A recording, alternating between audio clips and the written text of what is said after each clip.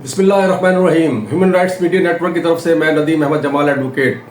आज यकम मई है और इस हवाले से पूरी दुनिया में लेबर डे मनाया जा रहा है और पाकिस्तान में भी इस सिलसिले में आम तातील है, यानी मज़दूरों के लिए ये आम तातील दी गई है। लेकिन ये आम तातील एक मज़दूर को तो अफेक्ट नहीं करती, उसको तो अपनी रोज़ी कमानी ही पड़ती है।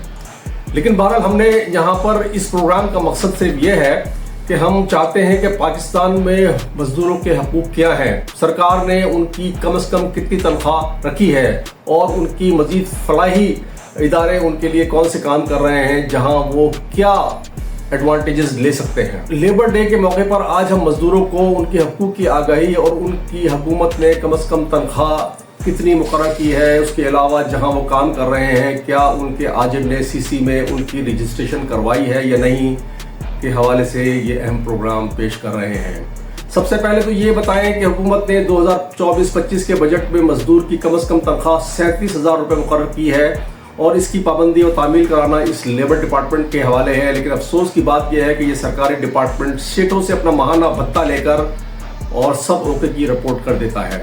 अभी एक खबर के मुताबिक वफाकी दारुल हुकूमत में ज़िला इंतज़ामिया ने तयशुदा 37,000 कम से कम उजरत की मुलाजिम को फरहमी यकीनी बनाने के लिए सरगर्म हुई है और गुज़िश्ता रोज़ निजी रेस्टोरेंट और सिक्योरिटी कंपनी के खिलाफ कार्रवाई भी की गई है। Assistant commissioner rural Fahad Shabbir ने निजी रेस्टोरेंट पर मुलाजमीन को तयशुदा कम से कम 37,000 रुपये उजरत न दिए जाने की इतलात पर छापा मारा और गौरी टाउन में वाक़या मज़कूरा रेस्टोरेंट के मैनेजर को गिरफ्तार भी किया। इंतज़ामिया ने इस मामले पर एक निजी सिक्योरिटी कंपनी के मैनेजर को भी गिरफ्तार कर लिया है।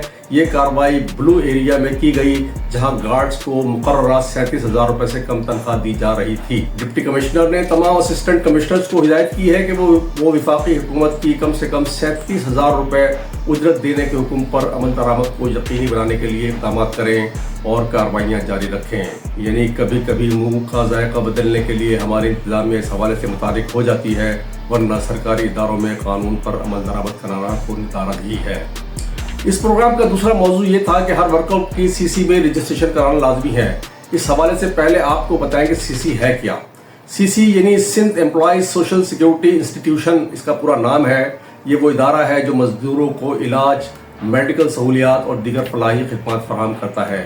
ये एक सूबाई इदारा है, यानी सिंध हुकूमत के मातहत काम करता है। इसी तरह दीगर सूबों में भी इस तर्ज के इदारे काम कर रहे हैं, जिसकी तफसील आप इंटरनेट पर सर्च कर सकते हैं कि आपके सूबे में इस तर्ज का कौन सा इदारा काम कर रहा है। यहाँ एक और सवाल पैदा होता है कि क्या थर्ड पार्टी के जरिए काम करने वाला मजदूर या वर्कर सोशल सिक्योरिटी सीसी में रजिस्टर्ड हो सकता है, क्योंकि ज़्यादातर लेबर की जॉब्स थर्ड पार्टी के जरिए आउटसोर्स होती हैं। यानी किसी भी कॉन्ट्रैक्टर को मुलाजमीन का ठेका दे दिया जाता है और वो सारी रकम इस ठेकेदार को अदा हो जाती है। अब ठेकेदार भी इस सिलसिले में सबसे ज़्यादा डंडी मारता है।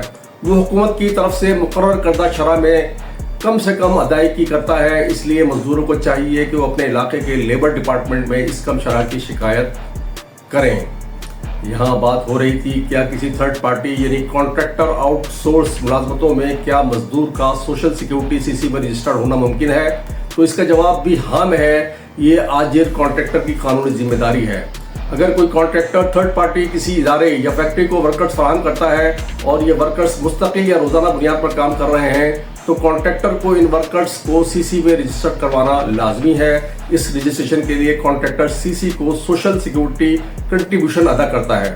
रजिस्टर्ड वर्कर को सोशल सिक्योरिटी कार्ड दिया जाता है, जिसके जरिए वो सीसी के अस्पतालों और डिस्पेंसरियों से मुफ्त इलाज हासिल कर सकते हैं।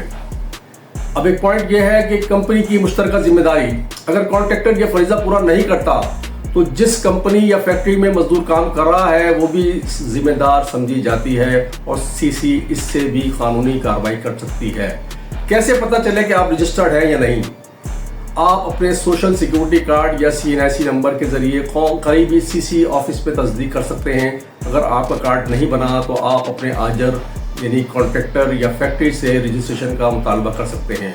याद रखें, सीसी में रजिस्ट्रेशन मजदूर का कानूनी हक है, चाहे वो बराह रास्त कंपनी का मुलाजिम हो या कॉन्ट्रैक्टर के तहत काम कर रहा हो।